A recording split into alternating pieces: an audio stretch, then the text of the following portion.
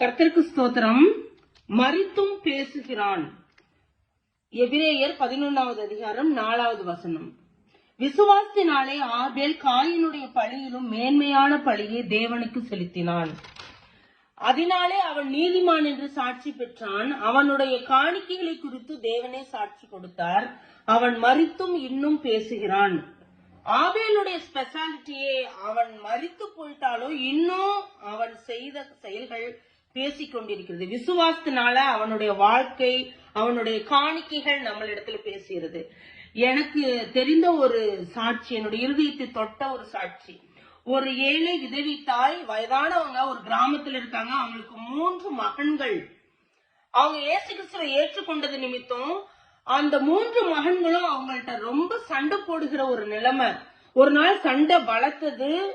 அவங்க வீட்டை விட்டு வெளியில வந்து எல்லாரும் சண்டை போடுற லெவலுக்கு அந்த சண்டை ரொம்ப அதிகரிச்சது.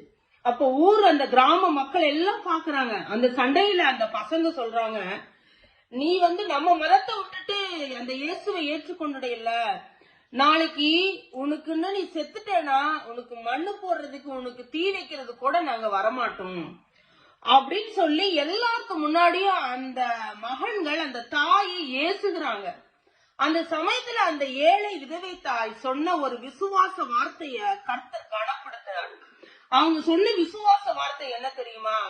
நீங்க என்னடா எனக்கு மண்ணு போடுறது, அந்த ஏசாமி எனக்கு மண்ணு போடுவாரு அப்படின்னு சொல்லிட்டு தன்னுடைய மரணத்தை குறித்து, தன்னுடைய அடக்க ஆராதனை குறித்து அவங்க விசுவாசத்துல அப்படியா சொல்றாங்க. ஒரு நாள் வந்தது, அவங்க இறந்து போயிடுறாங்க. என்னை கிறிஸ்தவ முறைப்படிதான் அடக்கம் பண்ணணும்னு சொல்லி வேண்டிக் கொண்டாங்க. அத போல அந்த போதகர்கள், அவங்க சபை மக்கள் எல்லாரும் சேர்ந்து அடக்க ஆராதனை நடத்துறாங்க. அந்த அடக்க ஆராதனைக்கு அவங்க மகன்களும் வந்திருக்காங்க. அந்த பெட்டிய கீழே குடிக்கல இறக்குனதுக்கு அப்புறம் இந்த மகன்களுடைய இருதயத்துல என்னதான் இருந்தாலும் நம்ம அம்மா தானே அப்படின்னு சொல்லிட்டு அந்த மண்ணை எடுத்து போடலான்னு ஒரு கைப்படி மண்ணை எடுக்கிற சமயத்துல 2 பக்கமும் குவித்து வைக்கப்பட்டிருக்கிற மண் தானாகவே விழுந்து முழுவதுமாக அந்த குழியை மூடி போட்டது. வேற யாரும் திரும்ப அதுக்கு மண்ணு போட தேவையில்லாத அளவுக்கு அந்த குழி நிரப்பப்பட்டது. இயேசு கிறிஸ்துவே மண்ணு போட்டார் அப்படின்னு சொல்லி எல்லாரும் விசுவாசிச்சாங்க. அந்த ஏழை தாய் அந்த சண்டையில அவங்க விசுவாசத்துல சொன்ன ஒவ்வொரு வார்த்தைகளையும் கர்த்தர் கனப்படுத்தினார். அவங்க மரித்தும் இன்னும் பேசுகிறாங்க.